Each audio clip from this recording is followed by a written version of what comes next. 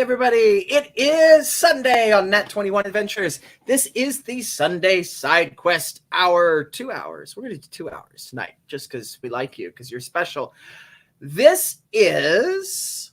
It's not a game. We're not playing a game tonight. We are doing an Ask Us Anything for the game we just finished, Goblonia.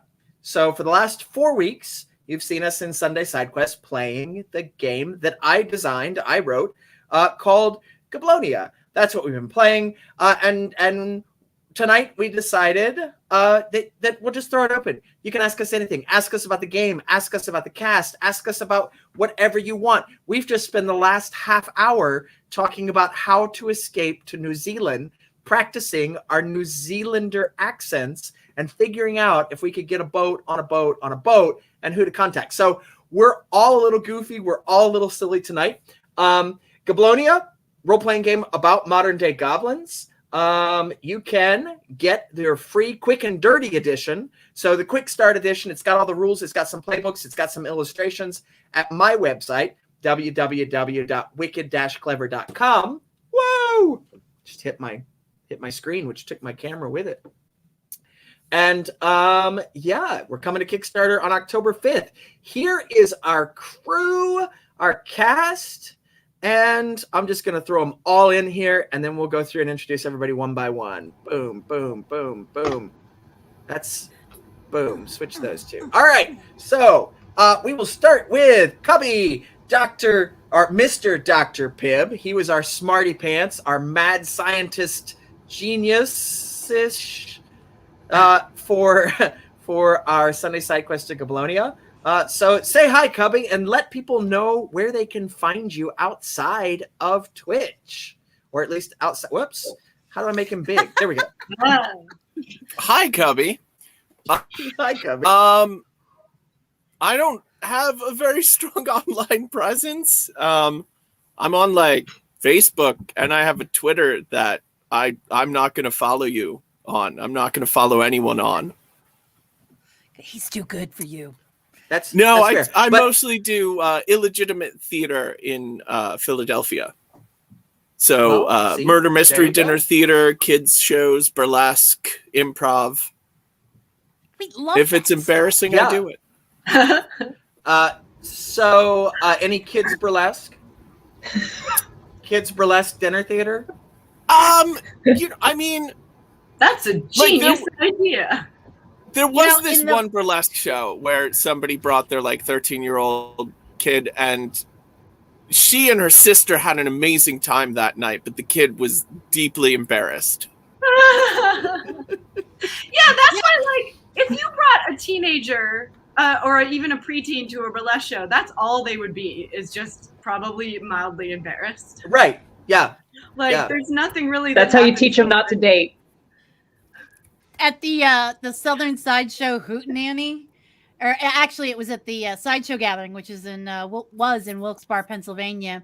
There was a burlesque act. So it's at a tattoo convention, and it was anybody could just come and go. You paid your admission, and it didn't matter. There were no ages. But somebody did something. I mean, it was like burlesque light, but there was a boy in the audience, and the dancer, she takes the top and she draped it on him, and we saw the moment he hit puberty. We saw that moment right there. We were all witness to it, and I was like, that's what happened. You heard the ting of a single hair popping out on his chest, and it was like, bing. Yep. All right. So, disclaimer: we normally start with that, or we throw it in somewhere when we realize we need it. The last show we did on Sunday Side Quest, Weird Scouts, that was a family-friendly role-playing game. Goblonia can totally be a family-friendly role-playing game. I didn't write it that way. We're not performing it that way. So it is 8 o'clock on a Sunday night. If kids are watching, educational. All right. Brittany played Grin, our sleazy politician. Swindler. Brittany, you were a swindler, right? That was your playbook? All right. Politician, swindler, yep. Yep. Where can they find you? What else do you do? Making you big. I am all over the internets. You can find me on Instagram on 3 different Instagrams. One under my name, one under my cats, which is Obi and Midnight. They have more fans than I do, so you might enjoy them a little more if you don't like me. And then I have Obscurum, which is my blog, and I do coaching through that, basically life coaching, helping out empaths who are entrepreneurs or dealing with major struggles in their lives and how to overcome that, and lots of fun stories of stuff that I've gotten through personally to help support the community at large. Also, you can see me on Life Action Roleplay. I believe there are always great events happening on that channel, so I pop up there from time to time.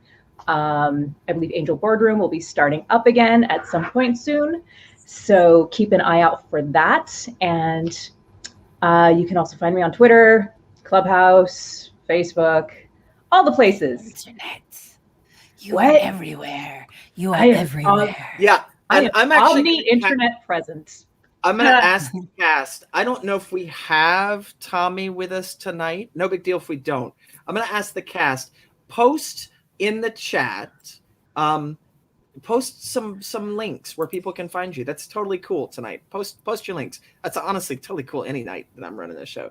So post stuff up. If you want people to find you different places, type it in there. They already know where Nat 21 is. They're here. They found it. So we can send them to look at other places too. I got you, Brittany. Okay. I got you. That's why I was like, I don't know. Tommy might have to retype it. All right. Probably. Oh, that's evidently a bad word. I don't know. What was you trying to type? Did it bleep it out? Obscure. No, what were the stars that you typed in? It might be the web address. Paste it in our chat. I typed in profanities just for fun. That's funny. I do that all the time. Yeah. So it's yeah. All right. We're gonna pop Shoshi up here. Shoshana Ruth Green. That's me. That's you. Shoshana was performing in. Are you still performing in Titus? No, we're all done now. You're all done. So Shoshi was she played in Weird Scouts with us. She was one of the first people I reached out to. Wanted to do it, but couldn't do it every weekend. So we made Shoshi play all the NPCs on the nights that she was here, with massive costume changes involved. I don't know if I've ever had so much fun. Yeah, I think a role-playing game ever. Shoshi was a kidnapped princess who was actually a traitor. Surprise! Was a dwarf at one point. Oh yeah, wait, I still have the beard around. I think I have the beard. Here we go. Was a demolition expert flower seller. Hi. Hi, Karen. I don't remember, but I'm gonna pop Shoshi up big so she can tell you about herself, her adventures in New Zealand, and where you can find her now. Hi. I guess the best place you can find me now is you can see me sometimes on Monday nights at Scabby Rooster channel, Twitch channel on Total Party Kills. It's very fun. It's a reverse dungeon crawl. So we play the monsters, and then the chat can like bring in different heroes for us to fight, and it's great. It's very emo. And that's at 8 p.m. Pacific time. So we're all asleep on your own. Yeah, it's very late. So if you are an insomniac and you want to see me playing a hook horror, tune in Monday nights for Total Party Kills. If you're in Los Angeles in September, I'm going to be in a really cool immersive show called Driven. I can put the link for that in. Yeah, that's me. Oh, you can. I was in a movie called The Breakdown that's available on Amazon Prime. There you go. Type the name of that movie in there. Okay. It's kind of a big deal. Yeah, I mean, Hollywood star in a very small circle. There you go. I'm a big deal. All right. And Mab, who you have seen in the regular Tuesday night Nat 21 show. You've seen her in Crafting with the Crew on Wednesdays, sometimes. Lots of Sunday side quests. Did Weird Scouts with us and played Myrtleine, the housekeeper, which actually I've never seen Mab play this kind of role before, and it was a lot of fun to just play the. I know you play a gnome in the Nat 21 thing, but you seem to be like a murderous gnome in that. I don't know. I've only seen That's some fair. episodes. No, that's fair. That's fair. It's on after Checks my out. bedtime. So we're gonna pop Mab up. She can tell you about all her things and where you can find her. Oh, hi there. Didn't see you. Hi. I am Mab. I am mostly here these days at Nat 21 Adventures, part of the All Bard Party show coming up on our main Tuesday night adventure, which is going to be epic. And I mean like rock and roll epic. Oh, I can't even tell you. I want to tell you, but I can't tell you. So let's see. I'm on the internet pretty much everywhere. If you Google Mab, just Mab, M-A-B, J-U-S-T-M-A-B, you will find me. So I got the Twitch, or I've got the Twitter, and I also run the TikTok channel for Nat 21 Adventures, which is I've been slacking because this past week was Gish, the greatest international scavenger hunt, which sucked out most of my brain, stuck it in like a blender, then rolled it into like, I don't know, kind of like a tube sort of thing. Ran it through like one of those little pastry piping bags. It was dried and then inserted into the back end of a glue gun and then reshaped into my empty skull cavity. And now I'm here. Yeah. Well, yay! We're glad you're here. I know everybody. I don't know about everybody. I know Mab had a potentially stressful week. I had a stressful week. It's been a weird week. I will be 100% honest. I forgot we were doing this show tonight. I was in the middle of cleaning and tearing down storage space and moving stuff to the basement. And my wife said, do you want anything to drink for your thing tonight? You have a thing tonight, right? And I was like, I do? And she's like, that's what I just said. You do? And I'm like, no, what? I do? And I do. Yeah, we got a thing. We're here. So I did not have I got a new background. I got a new background, folks, because this is not the end of Goblonia on Nat 21. This is our big announcement. All right, we're gonna start with a big announcement, then we're gonna open up the floor to all sorts of questions. But I bought a new background. It's right here. So there it is. It came. But Good I'm job. gonna have to hang. Right. I mean, that's all I got to do, right? I gotta hang good. hooks and wires from the ceiling to put it up. So I had taken my old one down because I didn't need it. The thing behind me. So tonight you've just got the portal into wherever that portal's going, into the creative abyss of my mind back there in our studio. So here's what's happening with Goblonia. Now, Goblonia the game is coming to Kickstarter. Where's that thingy? Coming to Kickstarter on October 5th. Okay. You can get this game as the quick and dirty edition right now from my website, www.wickedclever.com. All right. Download it, play along with the cast, make your own characters. You can run games. It even comes with a little adventure. So you can actually try out the core of the game. But the actual full game in the hardback book, illustrated with some nice, awesome, here you go, with some really cool illustrations by my buddy, professional artist Thomas A. Boatwright. Made some awesome illustrations for this game. That's coming to Kickstarter on October 5th. But before that even happens, we are doing Radio Free Goblonia is moving to Wednesday nights on Nat 21. Starting- I know Free it Goblonia. won't play my video. It won't play my I sound know. clip.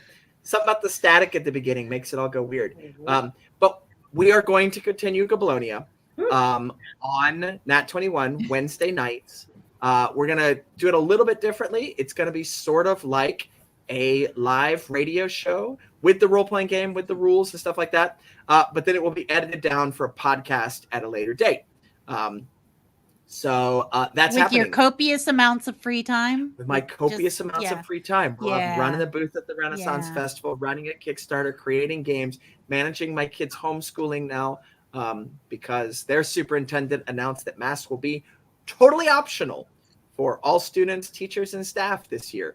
Well, I'm just really. It seems like they've got like the non-peeing part of the pool and the peeing part of the pool. Mm-hmm. Yep. That'll make sure you're good. If you don't like pee in the pool, just don't go swimming in the peeing side. Right. Yeah. Yeah. Yeah. Yeah. So there's that. All right. Since it's going to be a live radio show, can Shoshi move from being every NPC to being the live Foley artist? That might be a lot to put on Shoshi, but that's up to Shoshi. Ooh. Boom, boom, lightning, thunder, lightning, thunder, crack, crack. crack. So I'm walking, squeaky shoe. So Matt I'm and like I, transported. years ago, did a radio show together. We did a couple radio shows. We tried a couple of different formats here, Goblin Talk, and then we worked on doing. I loved Goblin Talk. Yes. Well, but It still exists, doesn't it? it does at So much fun. Let me find it. goblintalk.com. Maybe I think it still exists. You can still I listen listened to to the old it when episodes. I would drive. Yeah. So we were doing a podcast together, but it took a crap ton of work to get us together. And then I am a stickler for audio, having been a theatrical sound designer in my younger days. So we would record for maybe an hour, 2 hours, and I would have to shrink that down into a 45-minute show. And it would take me 6 or 7 hours. Yeah. Was it a 5-minute show? It was a 15-minute show, wasn't it? You could listen to it while you pooped. We had to cut down. designed it to be listened to while pooping. Yes. Yeah. And it would take me hours to edit this stuff down. Just because Cubby has this look of trouble. I Some mean, people do poop for it was 15 minutes. It was designed to go like 3 episodes in a row then? So you're saying 45 minutes is a poop for you? Is a quick poop. Yeah. So That's if I'm in a rush. Right. You may need to. I'm not a medical doctor, but you may want to see somebody about that. Just because Fiber. Fiber. But there's that whole thing of you don't want to sit too long. I mean, your legs are going to go to sleep, and you could stand up and crash face first into the tile. I have done that. But just blood clots and things that are. And then, the prolapse anus, of course. Right. I mean, so, yeah. How about Hemorrhoids. questions from the audience? That would be anything you want to know about prolapse. It really is an Ask Us Anything. So, Poop wine. Oh, there Sally, was anything. This is me. It's totally me. It's my goblin thing.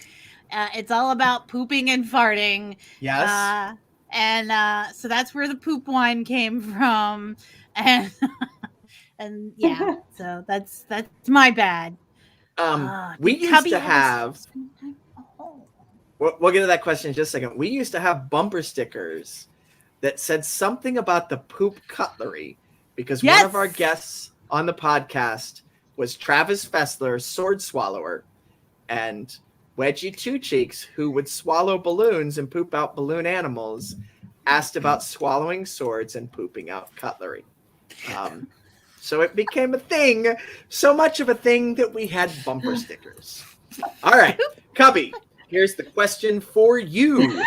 in your 45 minutes in the bathroom, I'm assuming that's where it is. Do you have your full screen? Have his full screen time?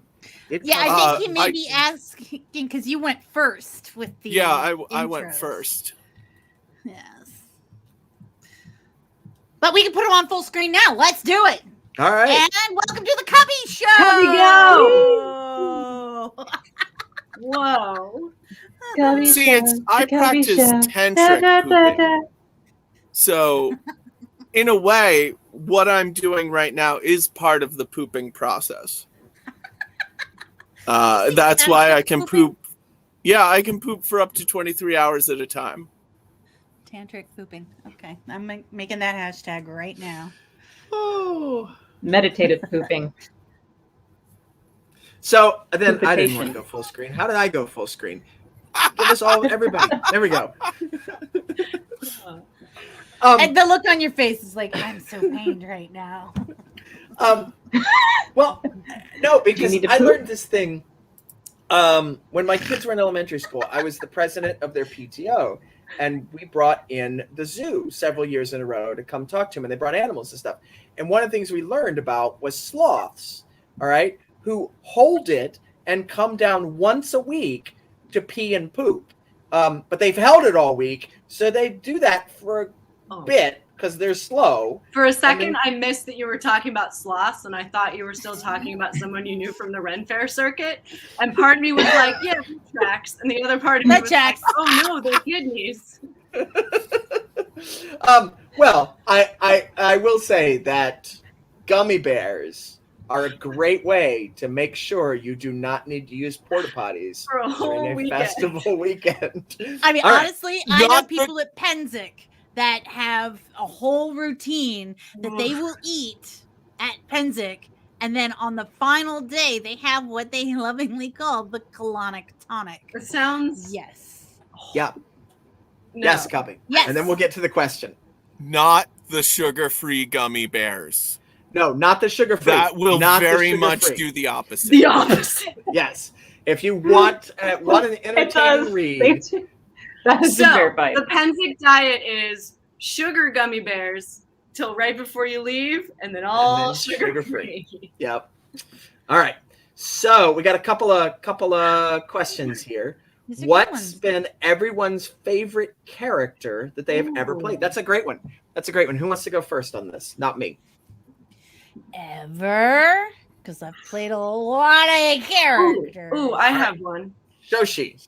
So does it count if it's a character that I played while I was also running the game? Sure. It was an NPC that I Yeah. played. So Everyone's favorite character. It could have been the Yeah. character you played on General Hospital. We're not setting I rules was here. in a coma.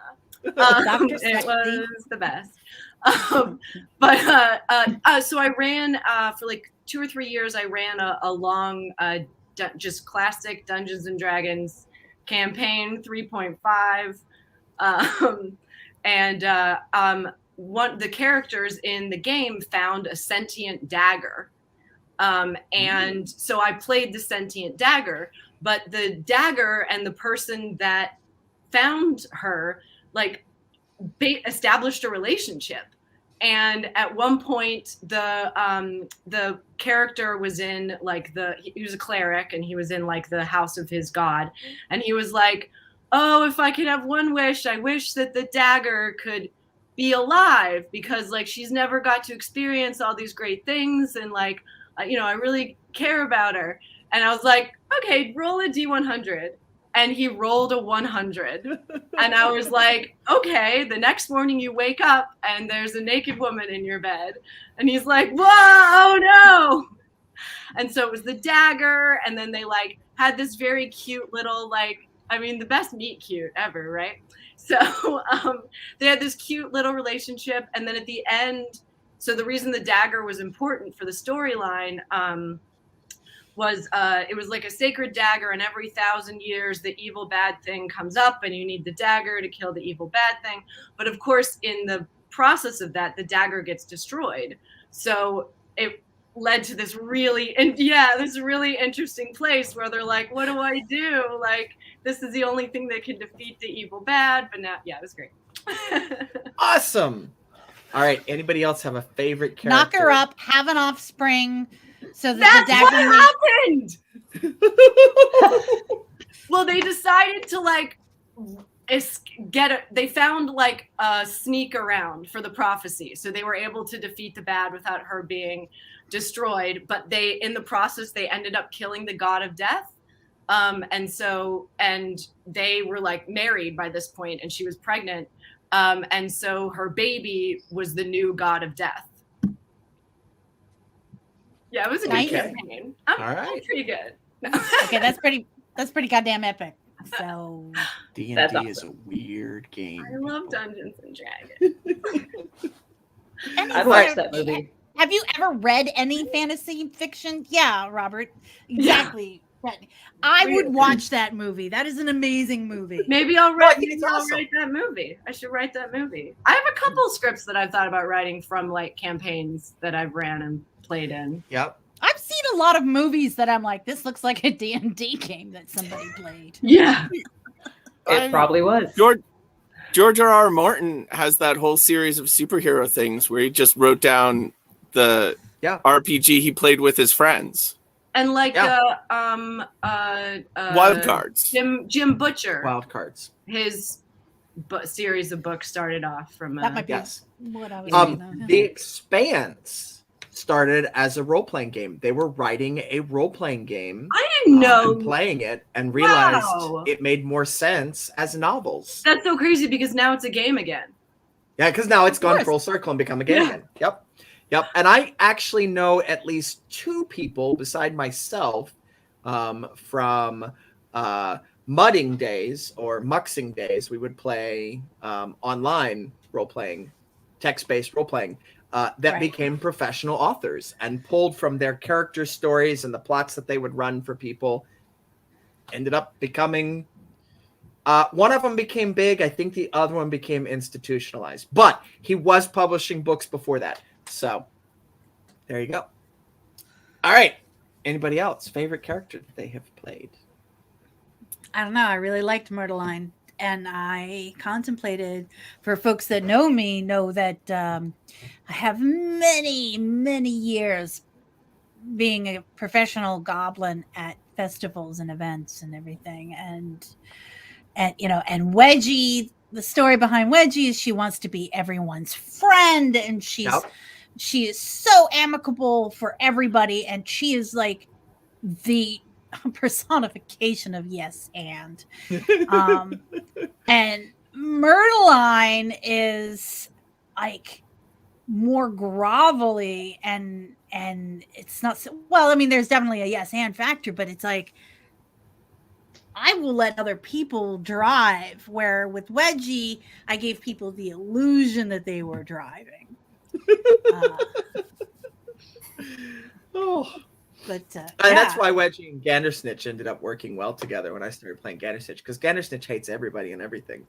Wedgie loves everybody and everything. So we had that nice chemistry. Yeah. Yes. Well, it's funny because I would tell people if I did a show with anybody else, I had to play the funny man. If I did a show with Wedgie, I was the straight man, and my act didn't change.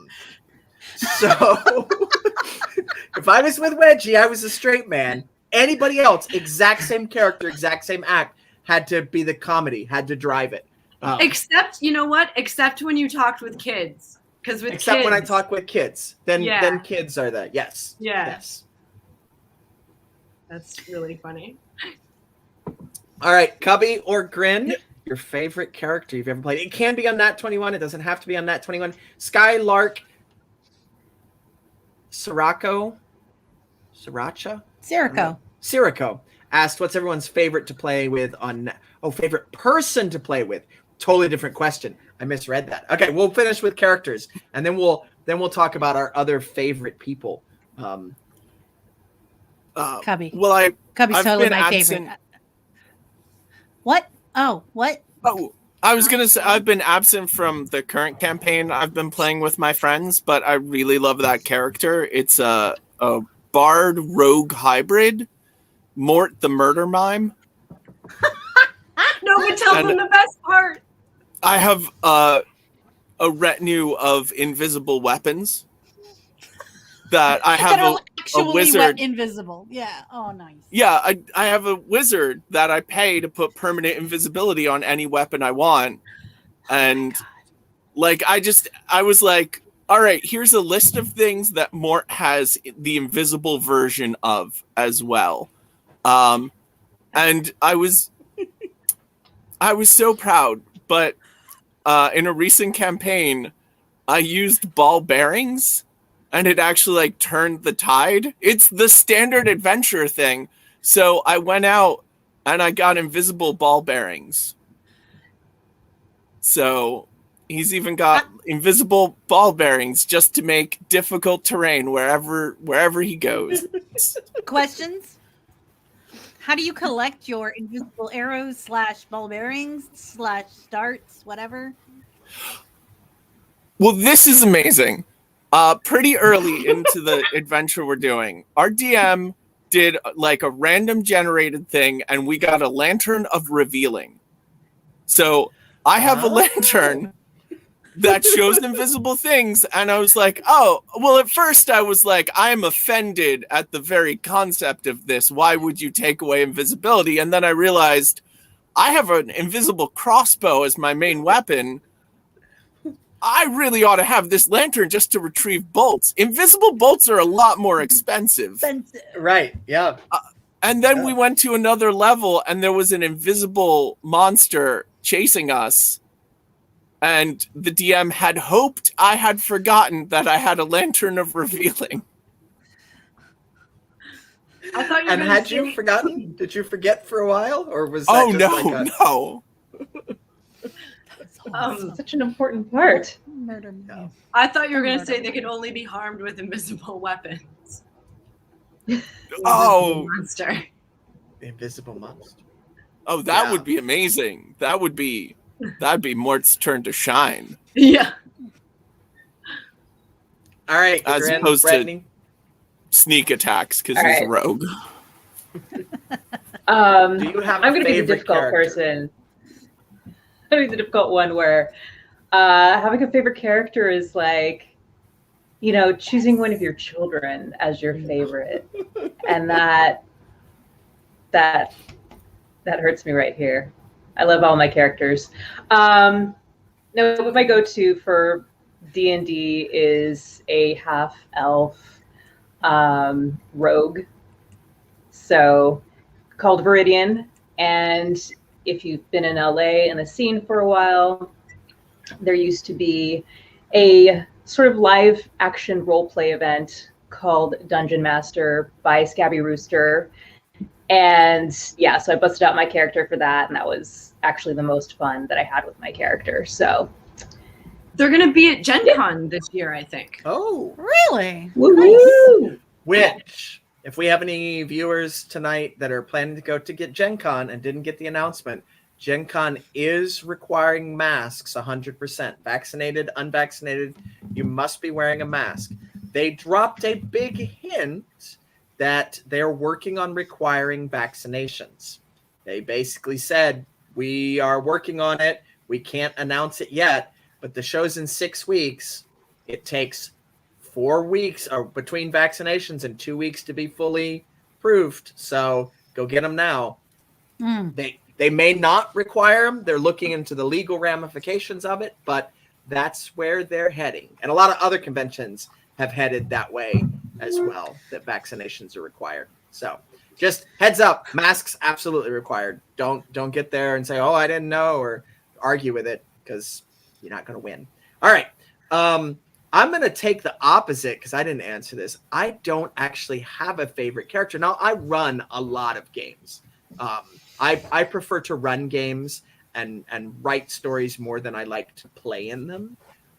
So most of the characters that I make I consider disposable characters. I have fun playing them. I want them to add to the story, but I like it best when they have a good death, and a memorable death. So the one most recent that sticks in my mind is we were playing Savage Worlds, and we were playing a Conan setting, which was dark and brutal. And I was playing, I don't remember what culture this woman was from, but she had to dress as a man to travel with the army, sort of like a Mulan thing going on here. And she heard children screaming, and the rest of the army did not want to go investigate. They were on something. So she ran off on her own and slayed 12 soldiers with a spear. And the rest of the party, the rest of the players just like one's down, another one's down, another one's down, just taking them out, and then turned around and got speared in the chest. And that was when the party showed up. Like, they finally made it to the clearing to see this character speared in the chest with this slew of dead bodies around her. And thinking it's a guy this whole time. And once she's dead, they realize it's a woman. And that was like a touching moment for this group of middle-aged men who were shocked, one, that I had been playing a woman. But two, it's just like, hey, killed all those people and then died. And I was like, that was a great death. That was a great character death. Went out. That's the death in the you heat all of battle. want. Right. Yeah. Went out in the heat of battle. It was great. So that's my most recent memorable No, character. I like to die very gently, like in my sleep, surrounded by loved ones. That's Yeah, that doesn't. I mean, maybe if the Blue Rose role playing game, you could do that. I don't know, but I also want to die in my sleep, so I've been training myself to fall asleep at the soonest hint of danger. there you go. That'll That's do beyond it. brilliant. One of these I'd like times to it's going to study work. this. I would love One of to these times study it'll at work. your school there. Earthquake, fall asleep. Kind of brilliant. that's why I keep Tornado, coming falls around, because he's a really good like canary. Yeah. All right. It's like let's go danger back sense. to some questions. Oh, So this is a something's happening. dangerous question. oh This no. is a dangerous question, but we said ask us anything, so I'm gonna put it up here. What's everyone's favorite person to play with on Nat 21? I think we should just all say Miko, because Miko's not here, and that's the safe answer. It's Miko. It's absolutely Miko. Or May. Miko or or May. May. It could be May. It could be Paulo. Paulo. It's Paulo. All right, and remember that, Paulo. When it That's comes right. time, It's Paulo. Paulo is our Paulo is favorite absolutely person. our to favorite play with. person. What the hell's wrong with you, suck ups? God! I've never actually played with Paulo. The best person to play But with. somehow is he's clearly still my favorite. Cubby. It's Cubby. He is the best person to play with. I Aw. don't know what is wrong with you. Wait, Shoshi. Shoshi is the best person. I'm sorry, Cubby. I thought about it. A couple things popped into my head. I totally forgot about earlier. I blocked them out of my memory. Shoshi is the best person ever. Yeah, no, I'm going with that. I'm going with Shoshi. Shoshi. Oh, no, wait. Oh, and Grin just left. Brittany just left because you didn't say Brittany. So now, hold on a second. I'm working it out. Oh boy. Brittany's great. Everything about Brittany is kind of awesome. So, this is.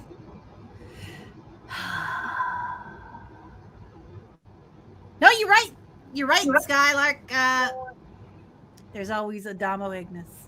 Because Adamo played, for those of you who don't follow the Tuesday night game, for the first 4 or 5 seasons, it was my gnome bard Kazu and her BFF, played by Adamo Ignis, which was Ayala, the Dragonborn druid. And that made for a really very interesting dynamic. I'm gonna jump in here, and I'm gonna actually say that I actually honestly like playing with everybody that I've played with on Nat 21. I think everybody gets into it and understands the spirit of the channel and puts up backgrounds. Shoshi, Robert. No, I made a portal. And the costuming and the character and really understands that we're here to entertain as well as play a game. If people are going to watch it, it has to be entertaining.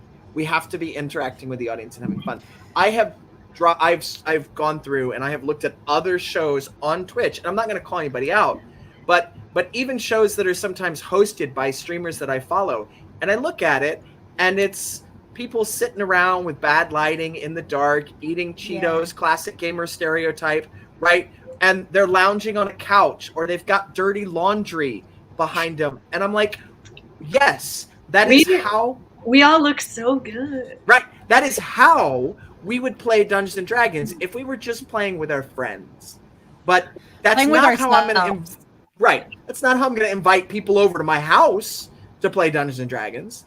And on Nat 21, we're kind of inviting you into our home, into our game, into our world here.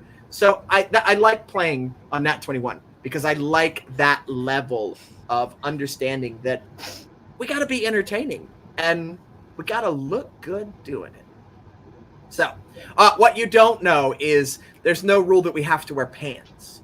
So everybody's just from the chest up. I'm not wearing pants. No pants here. So no pants. There you go. Because I have a no pants policy. Right. So somebody says mask on, pants off. Mask on, pants off. Let's ask some questions. Oh, where's the weirdest place you have gamed? Ooh, that's a good question. Weirdest or coolest? I'm going to add to that coolest because I don't know that I can think of I've played at Gen Con and Origins and played with some weirdos, but I think the coolest place I've ever played a game was one of the early playtests of Goblonia was actually in the woods on an off day at the New York Fairy Festival inside the Goblin Embassy, which was all set up. So it was Mab's embassy. So and playing there around twilight, and we had the Christmas lights turned on, and in the woods playing this goblin game about killing fairies in the woods, surrounded by the magic of a festival. It was like the Monday or Tuesday after the festival, in between 2 weeks. But it was a blast. It was a blast to play there. So, all right, everybody else, weirdest or coolest place you've gamed? Up the butt. Definitely up the butt, Bob. Thank you, Cubby. What? Nothing. Plug and play. How do I know this, Bob? Cubby, where do you? That's it. Up the butt, Bob. Definitely up the butt. Yeah.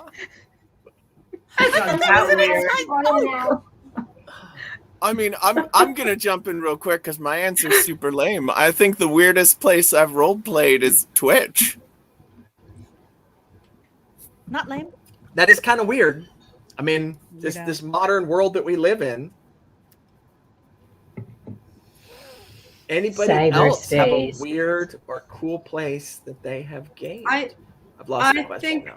So the first time I ever played a game was in the way back of my parents' minivan. Does everyone know what I mean when I say the way back?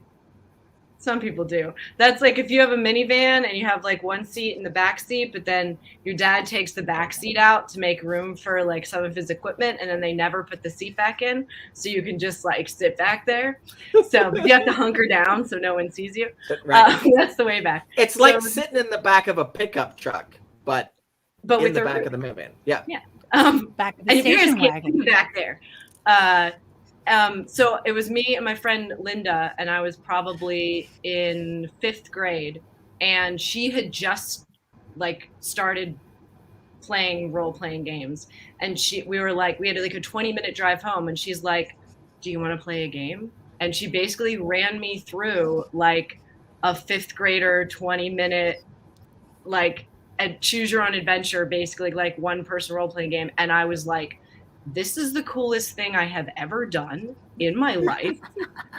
And Little did you know. it was in the back of I think it was a Chevy, might have been a Dodge Caravan. I think it was probably a Dodge Caravan. They're always Dodge Caravans, to be Yes. honest Yeah. with you. That is Mhm. that is where Yeah. Shoshi lost her role playing virginity. Mm-hmm. Oh, In Yep. the back of a Dodge Caravan. Yeah. I was like, you mean I can play make-believe for the rest of my life? I'm in. And play with I'm little re- character toys. Well, and that, I mean, when that happened, that was like whole other level.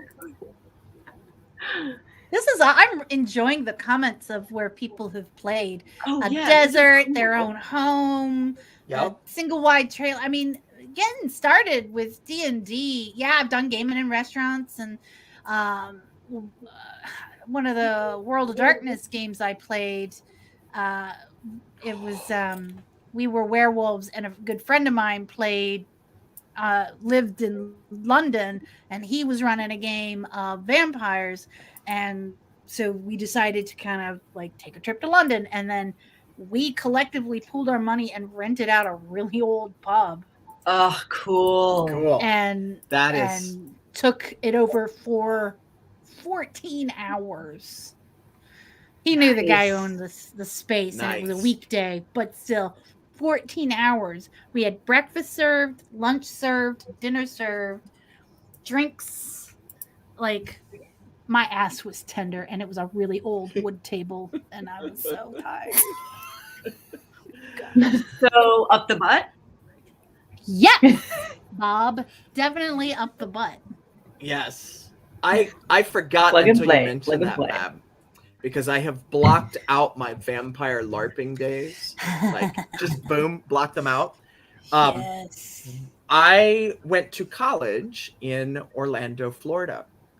And me and my friends normally held Wow. our vampire LARP over at my buddy's Andy's house. We held our changeling games in the state park. Well, one night we decided to take the players that we thought could handle it to the Orlando airport and run a vampire LARP in the Orlando airport. Now, this was before, you could go into the airport without a ticket. You didn't get to the security check until you're right up at your gate, right? So, we thought all the players could handle it. That is not true. And we were quickly pegged as fishy terrorist sorts. And never again played a game in the Orlando airport. So we're gonna cast Fireball. Okay. Well, no, because that was back. Vampire LARP was all hand signals. So it's these people in You dark can't see goth me. clothing. Right. Dark goth clothing giving secret hand signals to each other in the Orlando airport at like 2:00 in the morning. On September 12th, 2001. No, it was actually September 9th, Running around, hiding under 2001. seats. Yeah. So, no, that was not our best idea ever. Wasn't the worst one, not the best idea ever. Brittany, I don't think we got to you. Where's the coolest or weirdest place you've ever played? Yeah, so the coolest place I've ever played, and this is a humble brag, was when I worked for THQ video game testing, and I tested Dawn of War Dark Crusade. Cool. So That's so cool. Yep, in Calabasas. Rest in peace, THQ. My crew probably had something to do with that, broadcasting that out there.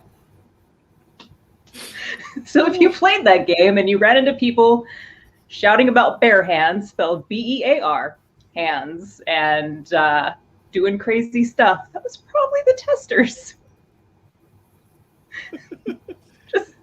just That's saying. really cool.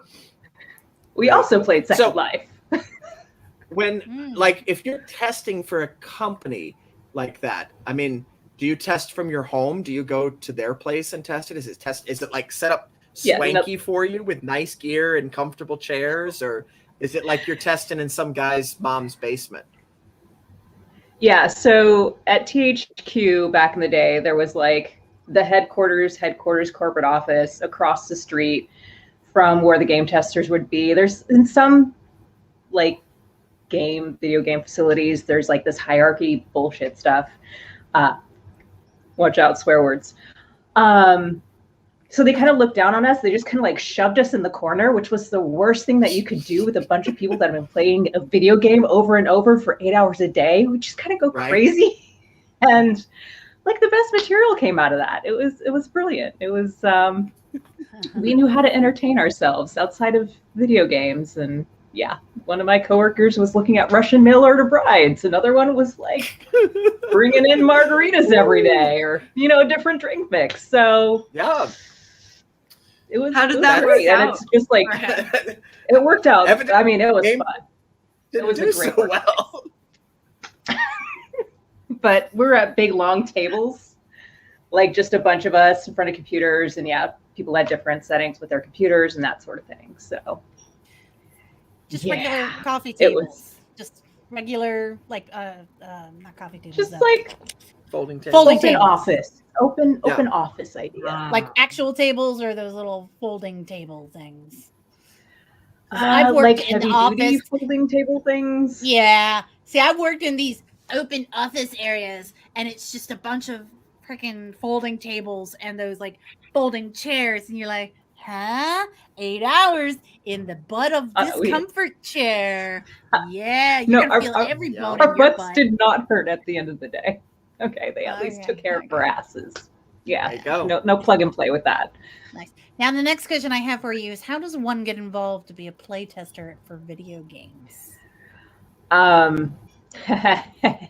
was told to get a job, and I didn't want to get a regular job, so I looked for the most obscure, interesting job I could find. Yeah, but where do you find these jobs? I think back in the day, Craigslist. So yes, actually, this was 2006 when I worked. 2005, 2006, and yeah, Craigslist back in the day. That's where I landed my first official acting audition that I got booked on and Taft-Hartley on a national commercial. And then, found that gig on Craigslist. So Craigslist back in the day was lit. Not so much anymore. Yeah. Now I think most of that's jobbed out to other companies. Just I know. So in the board gaming industry, you can hire and nobody wants to do this. But you can hire companies to play test your games because that's a big thing. A lot of game designers have trouble finding playtesters, even going to conventions to get games played because you only get it played by so many people. But there's a lot of in-house, either like big companies have their in-house testers, or they just wait and they put open beta or closed beta or closed alpha, and those people get to do it for free. So here's the thing. I'm thinking about why you would go to a company. As a web developer, I've done website QA, and sending it out to a company that specializes in app development QA, like they have a whole list of things that they test. And then like, when you have people play test for free at an event, you're like, did you like it? Yeah, I liked it. What did you like about it? Well, it was fun to play. I don't know. It didn't suck. But they give you like quantifiable things. And Yep. So there was a question in here, I can't find it now, about your favorite item you've ever gotten in a game. I think it was favorite item. What's everyone's favorite? There it is. Favorite item they've ever had in a campaign. Pig whistle. A pig whistle? Did that summon pigs? No. Or did it summon whistles? Nope. Was it a pig? It looked like a pig, yeah. Mm-hmm. And it whistled? Yep. Mm-hmm. Yep. All right. And if you fail your saving throw, anyone who hears the pig whistle has to talk like a pig. That's good. I do So like that. we had the big bad evil guy at the end of one of the adventures. The big whistle. Everyone on the team passed their saving throws. We didn't have any casters, right? So I didn't worry about that. But the big bad evil guy was a vampire, and she was casting some pretty heavy stuff. And I was like, Loon, so she's high all the time, and she's like, yes.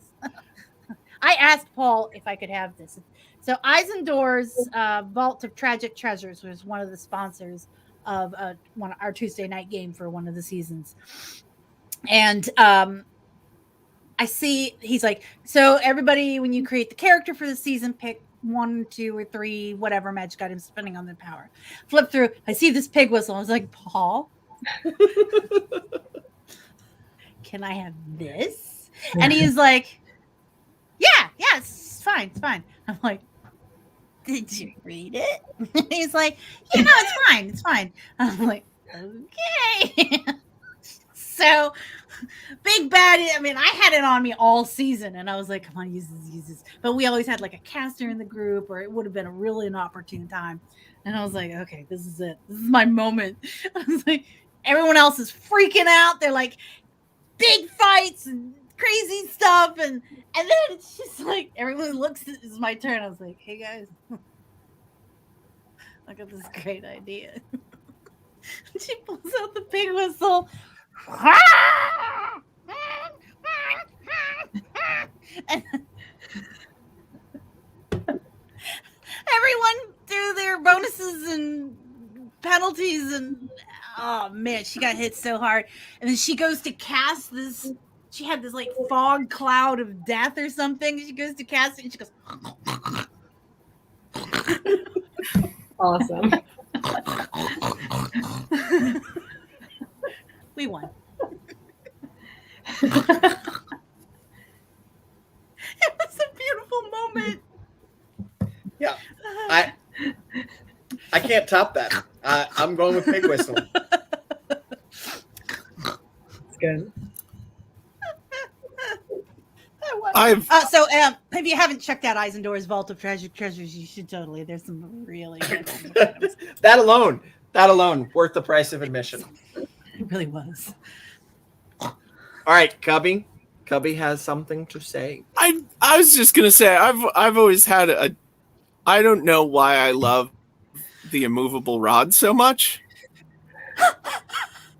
but there's just something so amazing. And I was playing a gnomish paladin, and like I was like, oh, we picked up an immovable rod, so I'd come up with the plan using it, and then you can finish up and say, in rod we trust. Don't thank me, thank the inanimate carbon rod.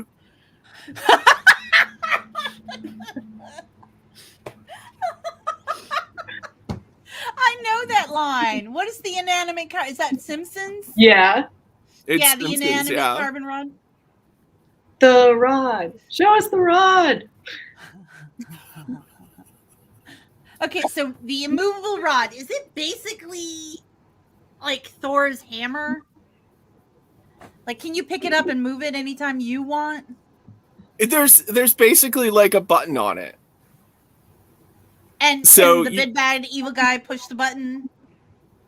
If you're familiar with because it's not that rare of an item, but like if you know how to work it, you can use it. You don't need it's not attuned or anything. You just press a button and this rod won't move. And I think that's great. Like, also, if I lived in a D&D world, I would have 12 of them. Like, that's where I would hang my clothes. I would just be like, oh. Right. Boom. And there it is. Oh, I can't reach up there. Let me get 5 immovable rods and ladder them. Wait. They don't have to be resting on anything? No, yeah. Wherever the rod is in space, when you activate it, it stays there. All right, I would like to have the immovable rod. I'm thinking about getting one for my murder mime because he's an acrobat, And so I figure I'll just start doing like uneven bars kind of flips and stuff.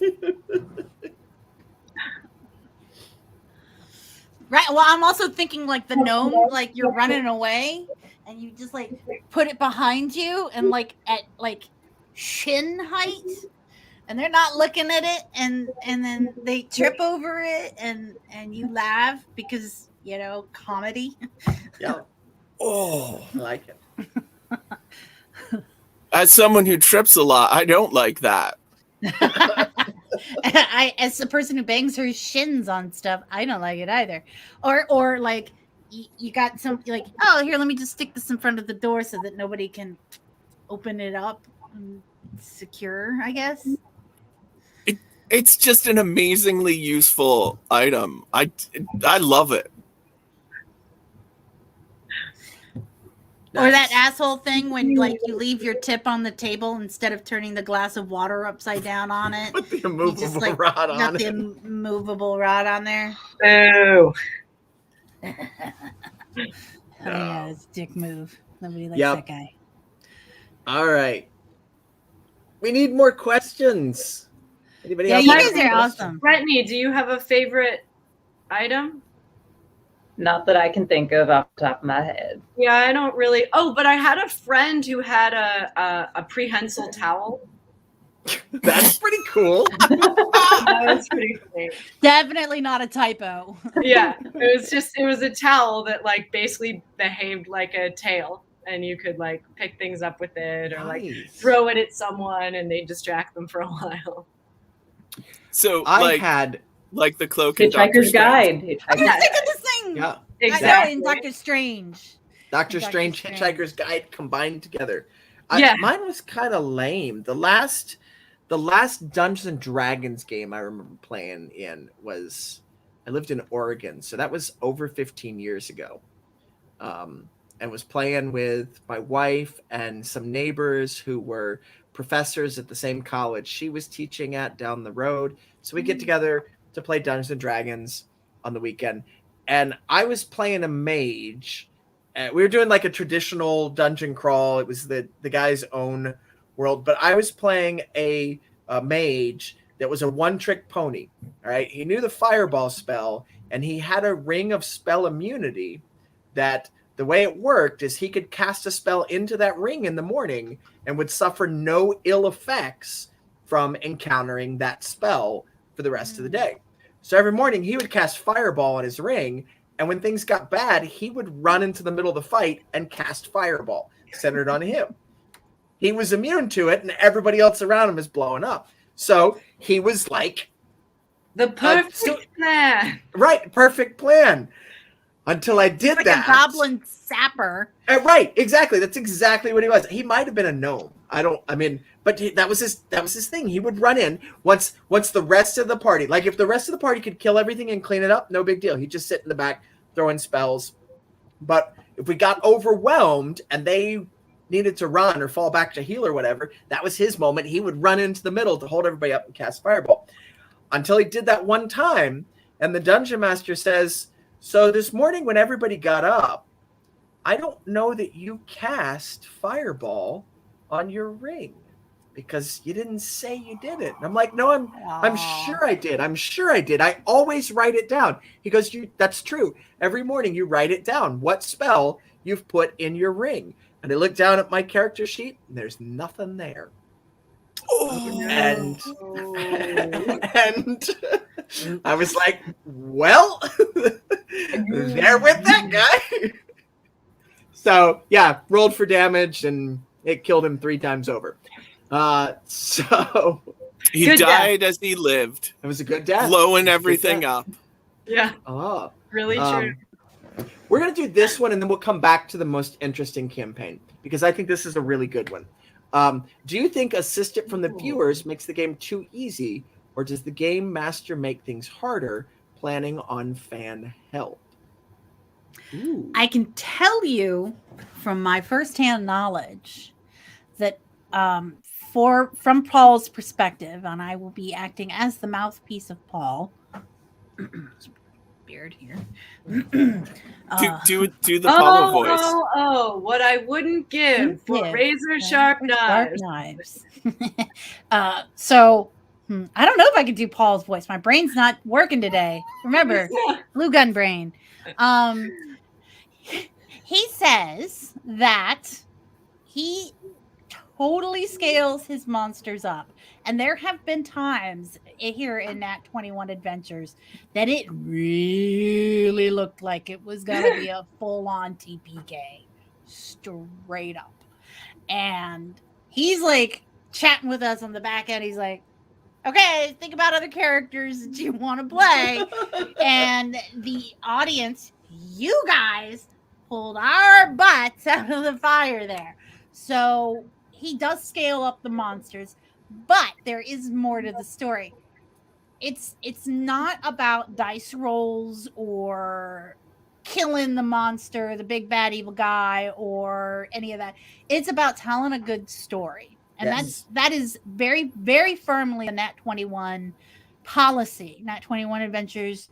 This show is 100% about telling. This channel is about telling a good story and having characters and personalities and weirdos. Oh, what? Oh, sorry. Doing the thing. That's the company line. So I'll say, as the Weaver, as the person who's run 2 games on Nat 21, I did not scale things to make things more difficult.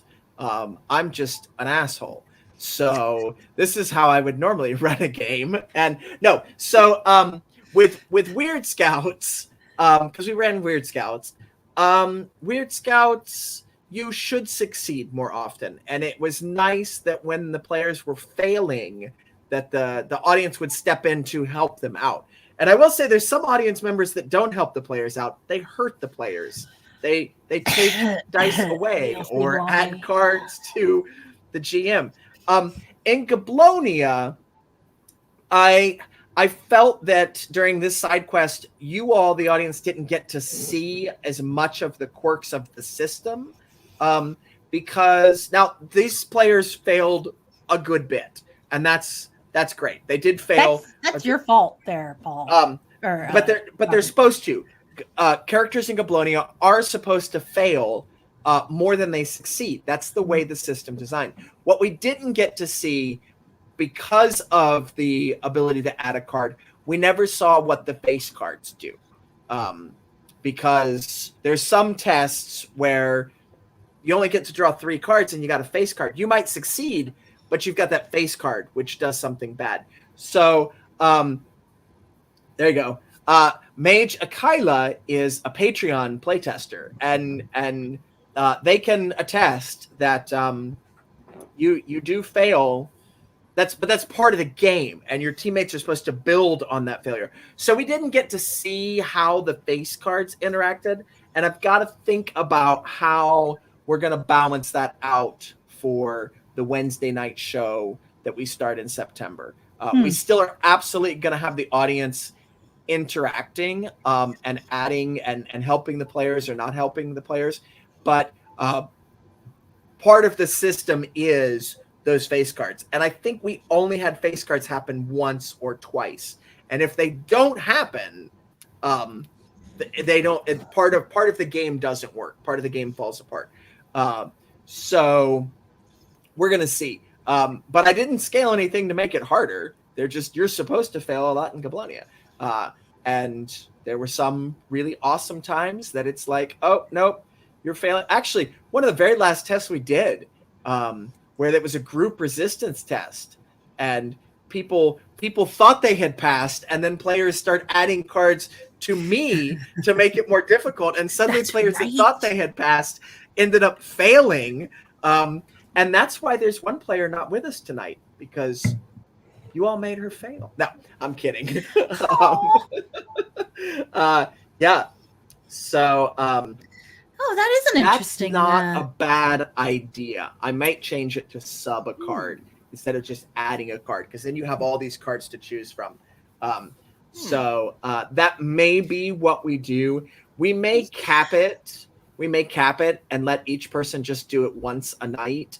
I don't know how they do it on other shows, because I know some of you are very channel point happy, and that's okay because that's part of your reward for watching the show. But some of you add a card to every test. So you're supposed to pick your favorites, okay? Because if you add it to everybody, they're not going to feel special. They're not going to send you that extra Christmas card or Hanukkah card, and we're not going to know who your favorite is. Right, and we're not going to know who your favorite We were doing this vote for player during one of the seasons of Net 21 Adventures. That was fun. And then the player would get a special bonus the next week. And the week that I won, the week after that, there was no bonus. It was like a bonus that we never rolled dice. Like I had a bonus, but we never got to use it. And Paul's like, that's just the way it worked, man. Sorry. Actually, Delaney, I'm gonna write that down on my. What do you guys? What? No, come on. You do What? just play Chaos, BLC, Blondie. I don't want to lose cards, man. I don't want to have you guys like, yeah, that 10, which is the only card that you have that's gonna beat Robert. That 10's not the card that you need. I want you to get rid of that 10 and draw another card. Well, it could be that you get to draw the card first and then discard a card. That makes the system more complicated. That's not in the spirit because cards are already slightly complicated. But we'll work with it. We'll see, because that's part of Nat 21. We want the audience to interact. We want you to mess with this stuff. I do like that the audience determines what you're carrying with you. I liked that. That's not normally how Goblonia works. Normally, you have 60 seconds to write down everything you're taking with you when you leave your clubhouse. Or if you're leaving your clubhouse in an emergency, you get to grab one thing. Like, what's most important to you? What do you grab right now? And then you go, and everything else you got to find. But letting the audience type in what are they carrying with them. And so we may play with it. It may be that you spend points to do that instead of that nobody leaves the clubhouse with anything, or every player gets to pick one item that they have with you. And then you can spend points to give them items or give them tools they may need during the adventure instead of giving them cards. I don't know. I'll talk to Paulo. We'll play with it and see how to make it work. I still have my spider from the spiderweb sewing needle there, BLC. Yeah. It's like somebody. I thought that was a really great idea. Can you see the spider? I can't see it when my head's all the way down. Mm-hmm. I can see your spider. Somebody asked, where do you get ideas for adventure themes? So I think this one's directed at me, but anybody else can answer this too. I am a storyteller by trade. I am an author. I draw inspiration from my brain. From Mab. No, I actually draw a lot of inspiration from music and pictures, paintings, or I ran an entire adventure once based on the song "Lump Sat Alone in a Lonely." What is it? Lump Marsh? Sat Alone in a lonely marsh, totally emotionless except for her heart. Made an entire adventure based around that song. I don't remember all of it now, but I remember Lump. So okay. She's in your head. She's in your head, right? She's in your head. And BLC Blondie. And did she find a million of peaches? I think that's a different Those peaches are free. Millions of peaches. Yeah, but there's if you pull on my sweater, if you want to destroy my sweater. Right. Excuse me, that's Weezer, not Presidents of the United States of America. Yeah, I was going to say, did she run into the Presidents of the United States? That was the next question. No. But BLC Blondie, speaking of Persnickety Jones, that came about because the entire premise for that book My son would not get out of the bathtub. And I said, you're going to get sucked down the bathtub drain. If you don't get out of the tub, when this water leaves, you're getting sucked down the drain. I'm not saying I win And now he awards has for a Father phobia. of the Year. I'm not saying that. I win awards for game design up here on my shelf. Father of the Year, I don't have any of those. But that's where the entire premise of Persnickety Jones came from, was that exchange right there. Because my daughter was like, well, will that really happen? And I was like, no, but that would be fun. We should make a children's book about kids getting sucked down the drain. And it was going to be a picture book, and it was going to be for younger kids. And then it just developed into a full middle grade novel. That's what starts the whole adventure off, is this girl's brother gets sucked down the bathtub drain because he won't get out of the tub. So I find things like that, things that I think are interesting, that just eat away in your head, and spin them out and see how far they go. Now, that said, I know that not everybody that runs role-playing games, plays role-playing games, has the same kind of broken brain that will latch onto these ideas and work them and spin them into a story until they are doable. So actually, in both of my games, in Weird Scouts, right in the middle, it's about past the middle, it's on page 100. In Weird Scouts, there's actually an adventure chart where you can roll dice and it will create an adventure for you. What's the task? What's the object? What's the person? What's the obstacle? You can roll dice and you can figure out, how you want things to go. Goblonia has something very similar in it, a random adventure generator. And that is how I have generated all of my playtest adventures. And that's actually how I generated the adventure for the Sunday side quest. Was just using the random adventure generator. Now, it's very, very open-ended in Goblonia. Let me see if I can find it really quick here. It's in the Weaver chapter. You're not going to find it in the Quick and Dirty book. Let's see. It's probably So, Major, Kayla, you saw a real ghost, or is this an image of a? Oh, it's a sculpture of a ghost. Okay, just checking, making sure it wasn't a real ghost. There you go. But yeah, so the Mission Spark Generator has 3 charts. It has a task. You might have to avoid or hide from something. You might have to find or discover. You might have to steal or rescue. So they're all verbs. It has a target. Who are you? What is your goal here? So if you had to protect an important location, and it gives you an obstacle from a terrible beast, and then you take that. It's like the storytelling cards, or a writing prompt, or deck of hog swallow cards. And you just say, okay, well, if these are my parameters, how do I spin a story out of that? One that Mage Akila played in recently was, what was it? I don't have it in front of me. It was Assassinate or Eliminate. So just drawing cards to randomly get this. An important location, and what was the obstacle, common gobs, and public opinion. So I spun that into, you have to assassinate an important location. What? And what's standing against you? The common goblin?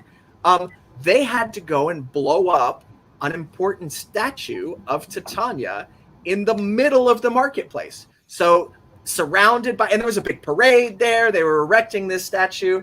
And their job, their task, was to blow up that statue. So assassinate, blow it up, an important location, this statue, and the obstacle is the common goblins. They're all over the place, and you don't want to blow up your fellow. They failed. They did, in fact, fail. But so that's what I have added. I put those in my games so that people who aren't naturally storytellers, who don't grab from the world around them like my brain works, can still create a fun adventure, and they don't have to feel stuck that there's not a published adventure for Goblonia or Weird Scouts. There's actually a couple published adventures for Weird Scouts. That's cool. But yeah, Nice. they did cause chaos, so it was all good.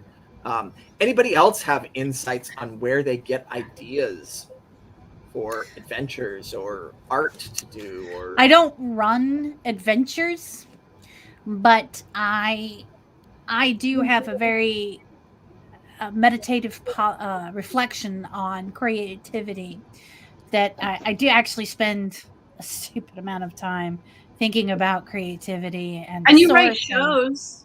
I do write shows. I wrote the Wild West Space Opera in Space with Dinosaurs show because I got a pair of shiny red cowboy boots and on a road trip with Kim and Shoshi, and you had to justify the purchase. Right. I kind of Had to do, show. so I can write them off in my taxes. But like the thing about creativity that I really like, and they're like, oh, well, there are no new ideas under the sun. And that's if you're thinking of an idea as a thing that can't evolve. Right. To me, creativity and ideas are it's a polyamorous relationship that has a beautiful offspring or two or thousand. So you have a mama idea and a papa idea and another mama idea. It's like you see something that's like I really like, the thing that Robert does, and I really like this other thing that Paul does, and let's see what happens if I take that component there and that component there. It sounds like I'm ripping them off, but what comes out of that is a whole new thing. So it's an evolution of ideas, and it's stealing creatively and having it evolve. That's where I get a lot of my ideas. There's actually a whole school of entrepreneurship and business thinking that is the same thing. It's called intersectionality, where you take two things, see where they meet, and turn that into a new idea. And I've heard intersectionality is something very different, but oh well, we can play with best that. writers are thieves. So, like my favorite example of this is an accordion player that I worked with. He has this song, and it is an incredible song. And I was like, I really love this. This is brilliant. And he says, well, it's a cover. And I'm like, really? Can I hear the source material? And he played the source material, and it was so far removed from the source material that it had become this whole new thing that could then be, someone could cover that song and have it be a whole new thing. So while he was all down on himself because he was playing what he considered a cover, every other person who is hearing this song is like, this is next level brilliance. So that's a really good example of this evolution of an idea and how it could be copying someone else and turning it into something new. Good artists borrow the wrong word. Yes, hide their sources. Yep. It's perfectly cromulent. There you go. I was incorrect. That is not the theory of intersectionality. Intersectionality is how overlapping biases and multiple factors of advantage and disadvantage. So I'm gonna have to find the damn book that's over there on my bookshelf and see what the correct term is. But it talks about the point where things intersect. And intersectionality, that's maybe something you don't want to have overlapping. I don't know. I'm gonna have to read this. Overlapping oppressive social identities. That doesn't sound like. Let's not exploit those. Let's not. I will talk creativity for hours. So go ahead. I get a lot of my inspiration from the players. Honestly, what I usually do is I'll create a town or a setting, and then maybe a dozen different characters, and each of those characters have goals, and they're going to try and accomplish those goals, and then they're going to respond logically to however the characters respond to them. And that's one of my favorite things about running a game, is that when it's ideal, it really feels like we're all working together to create the best story that we can. Mm-hmm. One of my favorite things that's ever happened as a game was I was subbing in as DM for the Scabby Rooster Toad Party Kill game, and it was just like a one-off. So I found like a bunch of like the old, like real classic D&D, like Tomb of what's the really famous one? Tomb of Horrors. And like and then I looked at it and I was like, okay, how do I reverse this? So I remade the dungeon, but from the bad guy's point of view, because that's kind of how the game works, is we're playing the monsters. And I put in like a very typical adventuring party and I was expecting like the monsters to come in and like have to fight this very classic D&D adventuring party, and that would be a thing. But instead, the players were like, let's make friends with them. So they totally like charmed and made friends with this like very mundane, a little bit scared out of their mind adventuring party who just had like a beholder and a kenku and like an orc try and befriend them. And also that meant that I had to like suddenly role play 5 like stereotypical D&D players. That was super fun. But yeah, like I never would have come up with that idea on my own. That was totally on them. And it led to something great. Like it led to a much better story than I could have created all on my own. Yeah, I love that. Yeah. But you made me think of this, the Tomb of Horrors. So we had one of our Sunday side quests was a one-shot TPK adventure where we were all 15th level or 14th level. And it was based on the Tomb of Horrors, but Paul didn't tell anybody that because it's the world of Ert, E-A-R-T, that the H is missing because he misspelled something when he was in elementary school and he never let it go. You should hear him tell this story. All of Nat 21 Adventures, even Goblonia in a weird way, it takes place in the world of Ert and its outlying dimensions.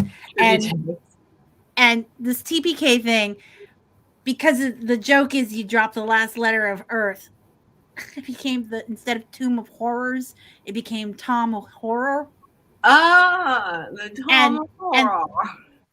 And so then he was like, it's Tom of Horror. So instead of O at the end, it became Horror. Right? So that's the way you say it. So free drag king name. A lich leprechaun. A leprechaun lich. I don't know. And it was basically it was a litricon. Yeah, that's it. So it's like, you want to talk about where do you get your ideas? It's like a thing that he messed up when he was Kitty! A thing he messed up when he was in elementary school is sticking with him. And now we have the Tom Horror. Oh my god, that cat is so cool. Big This is Obi. Cats. Obi! Obi, say hi. Obi, you're on camera. Obi doesn't care. Fred, New York cats are like actual magic. Like they have their own Instagram. They're famous. They're famous. They're incredible. They're like this one's Obi. I've ever seen in my life. Well, that's what happens when you get cats from a bead store. Yeah. From a feed store? Bead. Store? B-E-A-D. Yeah, like a hippies. What? They have a whole backstory. So my daughter and I went to this old bead shop that I get a lot of my supplies from. I make a lot of my own jewelry. And I grew up with this bead shop in the neighborhood and everything. So I'm like, I should take my daughter there. This would be great. We get there, we hear a kitten crying in the back. And I'm like, is that a kitten? The owner's like, yeah, we caught one last night. They catch the stray cats in the area to try to, TNR, so trap and release, after they get neutered or spayed. And they had caught a kitten, which was Midnight. This one is not Midnight. This is Brother Obi. And as we're walking around the store, I'm like, okay, Solace, do you want a kitten? She's like, yeah. And I'm like, all right, we'll get the kitten. Best mom ever. Yeah. Right. And then we hear kitten crying outside, responding to the one that had gotten caught. And I turn to the owner, I'm like, is there another kitten outside? And she's like, yes. And we've been trying to catch that one all day. couldn't catch him. So I went outside to go try to catch him. By the way, I have a background in dealing with animals as well. And so like I go try to catch him. He's climbing around in this broken down car. That is this fellow, Obi, aka Orange Bead, aka Senior Busted Nut. And yeah, so I can't catch this guy. We literally leave. I call the vet that's literally like across the lot and go, okay, I have a kitten. I want to bring him in, get him checked out. Okay, we're slated to come back a couple hours later. Literally right as we walk in the door to the vet, the bead store calls me and says, we caught the other kitten. There you go. So, and that is this guy right here. And they are, yes, that is you. And they are super smart, super funny, and just weird ass cats. So that is Obi. This one's Obi, Orange Bead, and the other one's Midnight. And Orange Bead's nickname of Senior Busted Nut is because right after he got neutered, he busted a nut open. It was back to the vet. So, yeah. Oh. This guy has also declawed himself once and does a lot of crazy things where it's like, why? But the other one, Midnight, never been sick, never had any issues. He's just Why anxiety. can't you be more like your sister? Brother. They're brothers. And why can't you be more like your brother? Child. Are you drooling? Yeah, you're drooling. So, Major Kyla said something in there that I think is important for running games. One, always have a cat at the table. But yeah, if you set a basic scene and let your players plan, wait until they get paranoid and run with it. That is actually, most of that is my gaming philosophy. Is I set a scene, I set a goal, I set the world, and then the players do what they're gonna do. So I personally actually don't like running published adventures that you got to do this and you got to do this and you got to do this and you got to go here. I like, here's your goal, right? And your guys' goal was to rescue the princess from the tower. And there's no right or wrong way to do it. And I think your goal was a little even more open-ended than that. Was because you probably would have achieved your goal if you had blown up the princess in the tower. So it's just like, let the players do what they're going to do and make sure that everyone has an equal opportunity for fun. And that's a key phrase for me, equal opportunity for fun. It is not my job running a game to entertain the players. It's my job to create the world that gives them the possibility to entertain themselves and each other. So that if your players aren't buying into it, if your players need you to hold their hand and set up the fight exactly how they want it, or they have to be the spotlight all the time, or they can't work with this person, or they do all the evil things because that's what their character would do. They're not. They've broken the contract right there. It's not the game master's job to entertain the players. It's to provide an equal opportunity for entertainment. So yeah. That said, Mage Kyla, I actually do freelance write adventures, boom, boom, boom, for other companies. But I don't make my games to need pre-written adventures, especially Goblonia. Goblonia is, you're in a city, folks. Here's your job to do. You do it how you want to do it, or don't do it, and face the repercussions. If you're having fun, if your job is, we have to go steal some fish, for whatever reason, I don't know why they're stealing fish, but they got to go steal some fish, and they decide, no, we're going to go assassinate this guard that pissed us off last time. Okay, whatever. If everybody's having fun, I didn't plan out a whole thing. The fish. Right. So it's everybody's having fun. Everybody's doing, yeah. So toss us some more questions. We got like half an hour left. Oh, there was So it's there was like- a good question I saw about what everyone's favorite game system is. Ooh. Oh. Well, it's a hard one. Anybody else want to go first? I mean, I can go first because I was excited because Go I first. I knew what I was gonna say. Yeah. All right. Clearly, I don't even see that question. What do you got? So answer yes. Um, What is your I- favorite game system? so apologies to whoever asked it because it's a great question, but I forget who said it. If you want to like say, hey, that was me, go ahead in the chat. One of the earliest systems I played as a teenager was Teenage Mutant Ninja Turtles and Other Strangeness. Yes. And Yes. it is my favorite system. It's like one of the simplest starting books ever. It's really basic, but it's like there is so much room for playing around and creativity with it. It's got nothing to do with the Teenage Mutant Ninja Turtles. You're just in a world with random mutant animals. Yep. And it's like I still adore the character creation and just the premise of that. It's just so much fun. Yeah. It had an amazing character creation. I mean, it was fun as a middle schooler to create these random mutant characters. The system is actually the Rift's Palladium system. So if you get beyond the Ninja Turtle game, it starts to get very crunchy with numbers in some of those. But yes, absolutely. Ninja Turtles was awesome. All right. Anybody else? Hang on, I'm going back to Ninja Turtles. What was your favorite character you played in that, Cubby? Because I know mine, so I want to know what yours was. Oh, I played a mad scientist Wolverine.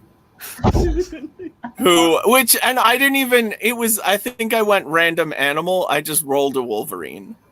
Yep. Oh, and I also, before that, I played a rhinoceros named Power Charge. And I was in 8th grade, so it was super badass and just cool. Yeah. Yep. I remember for PE class in middle school, it might have been 7th grade, it could have been 8th grade. Like, if you didn't want to play whatever sport they were playing that day, you had the option to simply walk in circles around the field. All right. And me and my two nerdy friends who were not going to go out there and play flag football with the fellow 8th graders, we're not going to play softball. I think they did make us play softball. We're not going to play soccer or anything. We opted to walk around in circles around the field. All right. Because you're still exercising and talk and make, like, one of my friends had a book out and we would make Ninja Turtle characters doing that. And same thing, randomly generating one. The one I remember was a macaw, like a parrot bird that we decided was a pirate. So he wore an eye patch and he opened up his beak and a submachine gun dropped down from the inside of his beak. So he would just open up his beak and scream and spray bullets at everybody. So that was the one that I remember creating. Amazing. Oh, he should have had like a tiny little pirate man on his shoulder. A little pirate man, a shrunken little pirate man on his shoulder. Yar. Yeah. Pirate want a cracker? Ooh, shiver me timbers. All right. Anybody else? Favorite system to play? I'm a big fan of diceless systems. If systems say something like that. There, one of my favorite ones is, I don't even remember the name of it, but it was like a percentage system, and you basically created your character, and everything was based on percentage. Oh yeah, they do that with the Gothic horror gaming nights. It's either I think Delta Green. Oh yeah, Delta Delta Green. Green. Yeah, it's great. And then I played with a version where you did all your percentages and then you gave your player sheets back to the DM and you never saw them again. And the GM would change percentages based on what he actually thought your character could do. So you had an idea in your head of what your character could do, and then there was reality. So it was very, very fun. So like you could have a character who's like, I'm gonna go lift that car, and they'll be like, go for it.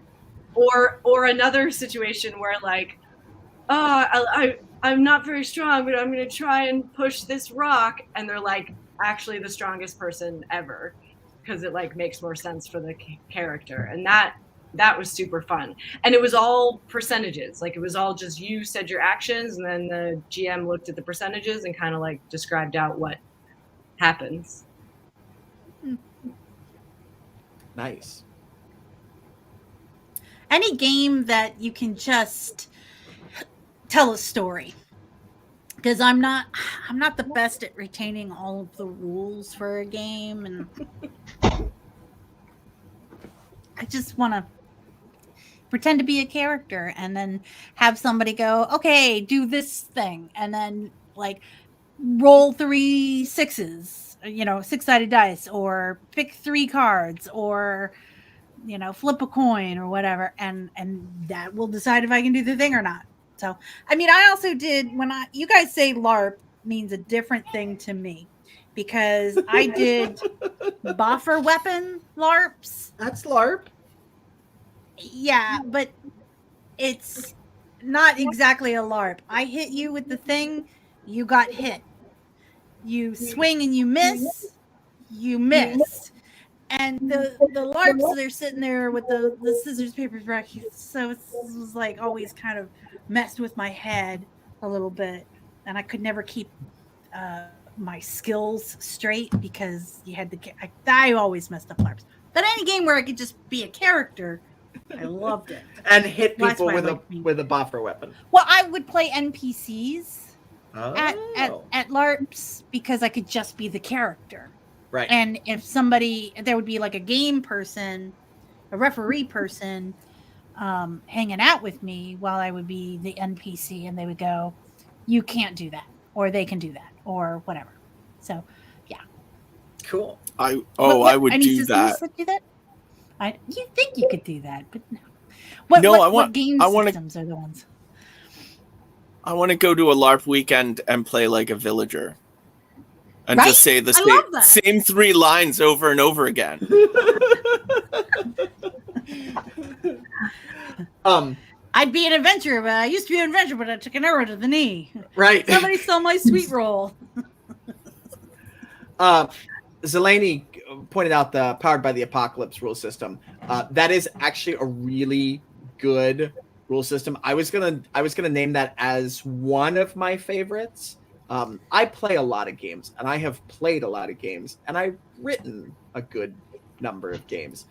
So I've played a lot of games that are absolute crap.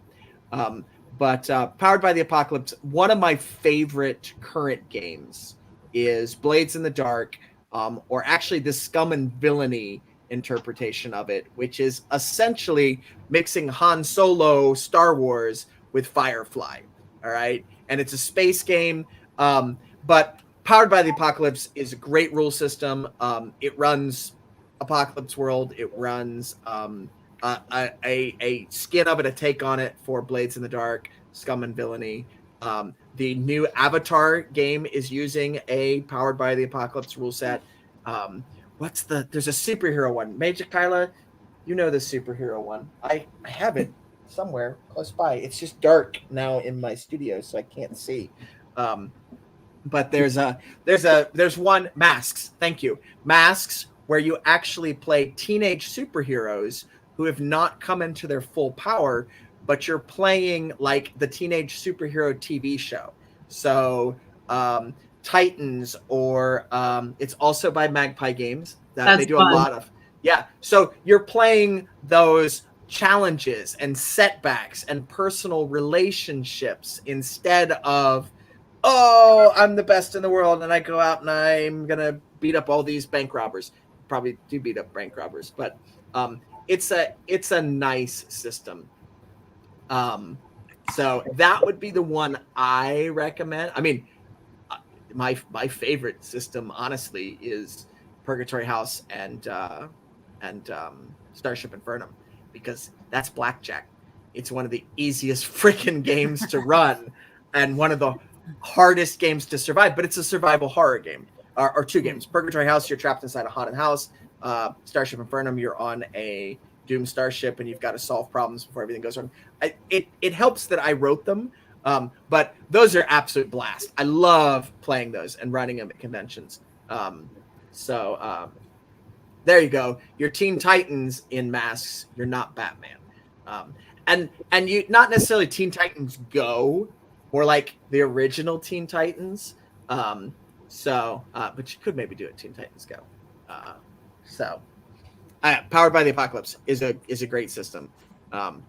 I do like Dungeons and Dragons because it's so accessible, but I do not like people that only play Dungeons and Dragons or think Dungeons and Dragons is the end all be all of role playing games. Because, like Mab said, I want a story, and I attempted to play in the Adventurers League for Dungeons and Dragons, and it was very much tactical miniature wargaming. And that's fine. That's where Dungeons and Dragons came from. But that's not what I want in a role-playing game. I want to be able to be creative. I want to find solutions to problems. I want to try new things, and I want to tell a good story.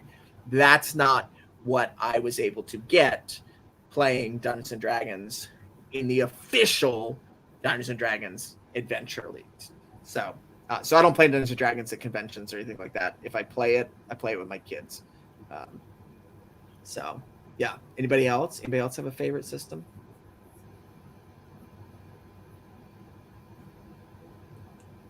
Yeah, laser and feelings.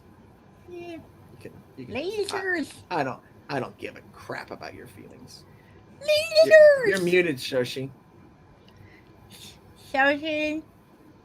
Kids on Bikes is a good Kids system. on Bikes is a very good one. I ran a little 6-week game with Brittany and a couple other of my friends a while ago, and it's nice. It's like D&D light, and it's like you can set up your character. The thing I really like about their world creation, though, is there's a way you can play it where the players decide like who all the NPCs are and what's in the world, and that's really fun too.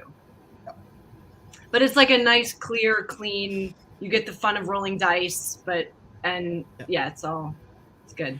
We're trying to do something similar with Goblonia by having everybody name an ally and name an enemy so that you start to populate the world of Goblonia.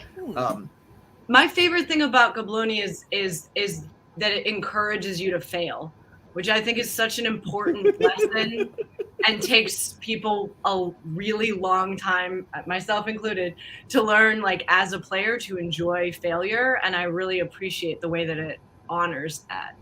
So, true story. Thank you. But I went into this just saying, okay, one line in there. Failing is fun, right? It's fun to fail. So let your goblins fail. Goblins are creatures of failures. And over the course of the pandemic, which I don't even know how many months that's been now, how many years we've been trapped inside dealing with this. Too long. That's what I will say. Put your damn masks on, get your damn shots. I'm ready to go back to doing conventions, people. But many groups playtesting it, and that single sentence has expanded and expanded and expanded and expanded on how to fail and why it's fun to fail. Because everybody that played it loved that aspect, but was worried. They're like, you can't just tell people it's fun to fail because nobody's going to freaking believe you. So you have to explain the philosophy. You have to give incentives. You got to give those cookies for failing. I got to say, I had a reflection on this after the last game. As a player, and I did the failing once, and I think Cubby did the failing once. I can't remember, Brittany, if you did a fail. I think you did. You used it very effectively, Mab. Yeah, right. And it's like how is the philosophy? It's like I know what I want to do, and I say what I want to do. but then I want to fail at it. So then I have to step back and go, okay, what do I really want to happen? Right. And then say what I want to have. And so it's like, da da da da da. Okay, go back. And it was a really weird thought process that I had to go through to fail on purpose. Yes. So part of the intent behind failing first is choosing to fail. Is part of it is your escape hatch, so that if the Weaver throws down cards that you know you cannot beat, like this was more difficult than you thought it was going to be, or holy crap, the Weaver just pulled a 3 of a kind, and you've only got 2 cards that you're going to play. It's your escape hatch to say, you know what, it's like relenting. I'm going to let this happen. I wanted something to happen. I'm going to choose to fail, because you could draw cards and end up getting those face cards and really screwing up, like making the failure worse for yourself. But by choosing to fail first, you're like, okay, it's not going to be that bad, and I get a squib. So I've got some juice stored up for later, and my teammates can now use that failure to catapult them forward. But you're right. That idea of planning it out to say, I want to do this, and in order to set that up, I've got to do this, but fail at doing it. That's a nice extra level of it. Yes, Cubby. I just, in my acting, I spend a lot of time learning about the philosophy of clown. Yeah. And it's very, very lockstep with what it's doing. And it's great. A clown teacher once told me that, like, in Greek theater, you have the hero who can never stop. Like, they are the hero because they can never give up. They can never stop. Only death is when they will rest. Never surrender. Right. And that's Dungeons and Dragons. Your hero, if you're going to fail in D&D, it's this long slog where the battle turns against you and you still are fight. But in Goblonia, you can just fall down. Yeah. Also, knowledge is finite, but stupidity is infinite. Yes. Zelene, one of her writing friends, writes with you. I got to know who this is. We got people in common here. So I don't know. Huh. Expand on that. Our friend is a writer, Send a and message, apparently one yeah. of her writing friends writes with you, Robert. She ran Kids on Bike with us. Because I'll be honest, when I'm writing, like if I'm writing fiction, I don't share that. No, I do. I have beta readers. I have people that will read my fiction before my wife gets to read it. She reads like the almost final draft. She works on the Avatar game. What? All right, cool. I'll have to look and see who it is. Who I know that's working on that. Oh, okay. Then she probably worked with me, or we worked together under somebody else on the Talisman role-playing game, more than likely, because I did do a lot of freelance writing for the Talisman role-playing game. And that was a team of writers that we wrote. We each wrote our own stuff, but yeah, we sort of wrote together because we all had to build off of what other people were saying. And, you know, I didn't write rules for that. So the people writing rules, obviously I had to use their rules. For Talisman, I wrote the background of the world, the myth behind the history, how to be a dungeon master, or how to build a campaign as a dungeon master, and lots of monsters and bad guys. And then a whole nother adventure that will be coming out sometime soon, I hope. There's a series of 6 or 7 adventures that we wrote. Mine's number 2, and I just saw that adventure number 1 dropped on Drive-Thru RPG the other day. So adventure number 1, and they'll probably give it a month or 2, and then my adventure will come out. But yeah, so that's cool. We know people together. What about pretty big Brittany? deal. I don't know. Brittany, did we skip over you? Do you have a favorite system? Kids on Bikes is awesome. Not really, because a lot of my background is video gaming. Yeah. So I can go, Sega Genesis or Windows 2000. Yes! There you go. Well, okay. How about this? What's your favorite video game? Oh God. So Neverwinter Nights was definitely my gateway drug. And the first version, the second one, kind of the character design went downhill, and that pissed me off. Really sucked. And then Guild Wars. Yes. Guild Wars. Yes, I was a big Guild Wars. Yep. Yep. Is that a subscription? Did a lot of one? RPG. Guild Wars is a subscription one, or was that a buy? Guild in a Wars box? is you buy it the box once, Mhm. and you play as much as you want. It's you don't pay again unless you want to buy an expansion down the road. So Guild Wars is a one-time fee for an MMO. Yep. It's And pretty then- good. I played a lot of Guild Wars 2. My kids play Guild Wars 2 now on my accounts. I don't really play anymore. I forget how to play. I still have like the little pins that they gave out at E3. Oh, cool. What else? So yeah, those were kind of my mainstay. There's one more. I'm forgetting the name of it. It does start with an L, I think. It's not League of Legends. I'm forgetting. I'm brain farting. All right. It'll come to you in the middle of the night. There's actually a new Pokemon style or League of Legends style Pokemon game that came out on the Nintendo Switch. Which Pokemon, so I don't know anything about Pokemon. Pokemon came out when I was like a senior in high school. So I missed Pokemon entirely. It might have came out when I was in college. I didn't get Pokemon. My kids are into Pokemon. But one of my game writing friends who wrote a game called Over Arms, and he writes games about anime stuff. Cool guy. He posted he was playing this game on the Switch and needed other people to join his team. So I'm like, oh, okay, I remember League of Legends. I know the sort of the idea here that you go towards the goal and you score points and you kill the people on the 3 paths. Pokemon, whatever, it's the same thing. My son sits next to me and coaches me on Pokemon. So I'll pick the guy. I'll be like, okay, I'll be this Bulbasaur. And he's like, all right, so you got to watch out for that guy because he's a fire type and you got to go after this guy. So there's that whole extra layer because the Pokemon are like rock, paper, scissors times 1,000.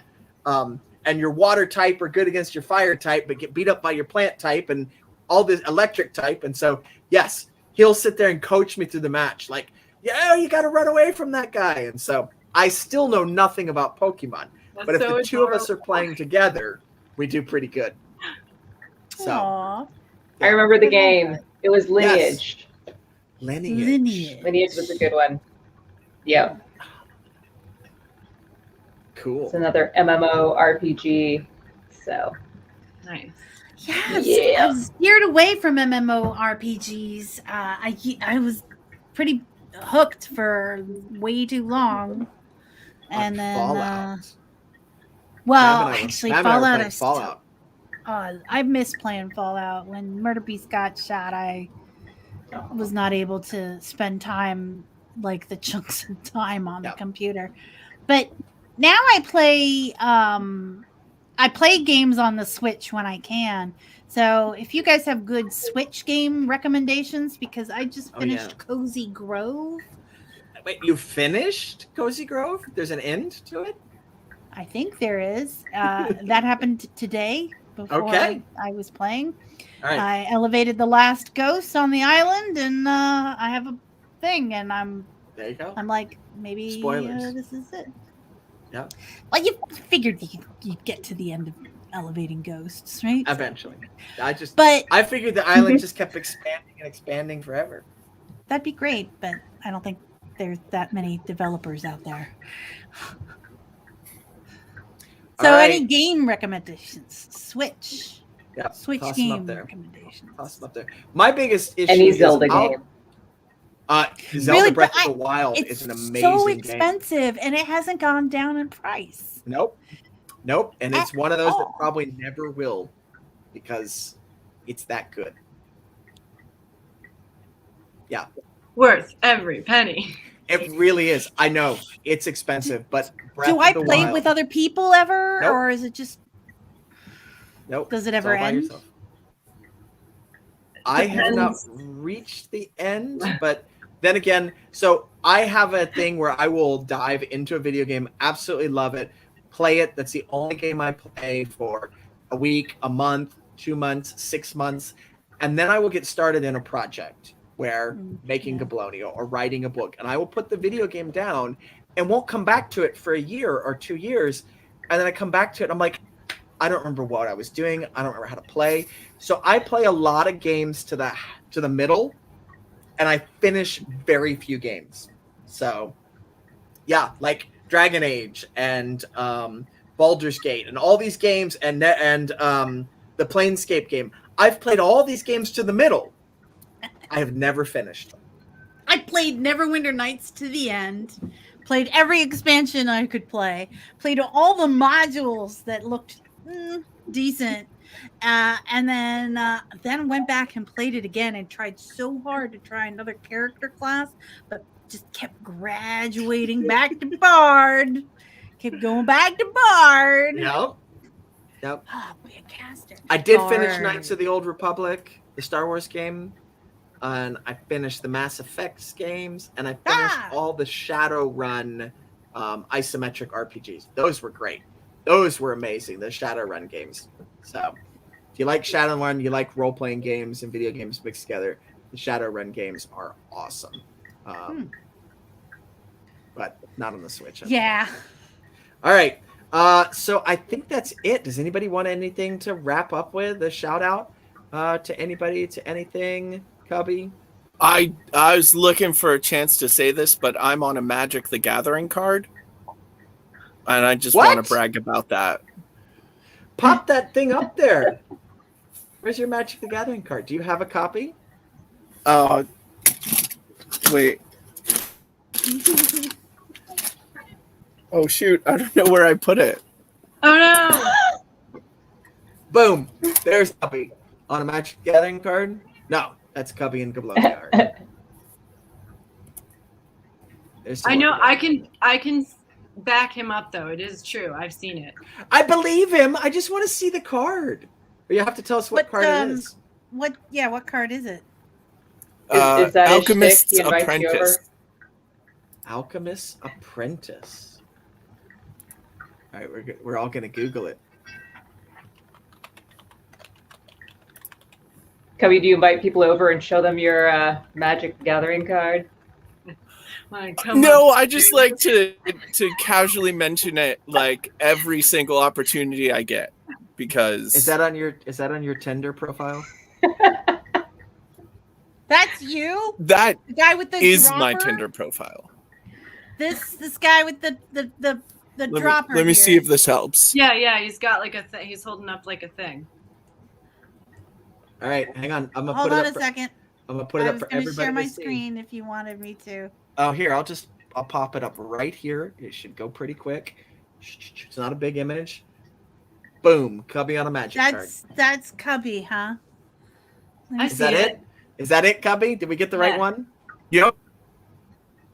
That's Cubby on a Magic look, card. it's the eyebrows. Yeah. Wait, are you just saying this? I don't see your name anywhere. Where'd you meet Dave? Who's Dave? You know, at burlesque shows. Who's Dave?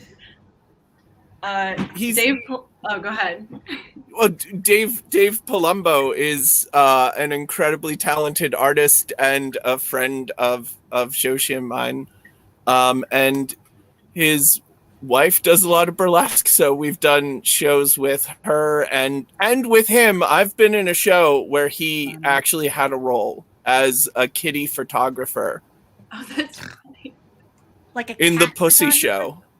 Okay, there it is. All right. Got there. Okay, and on that note, we started with butts and we're ending with cats. yes. Up the butt, Bob.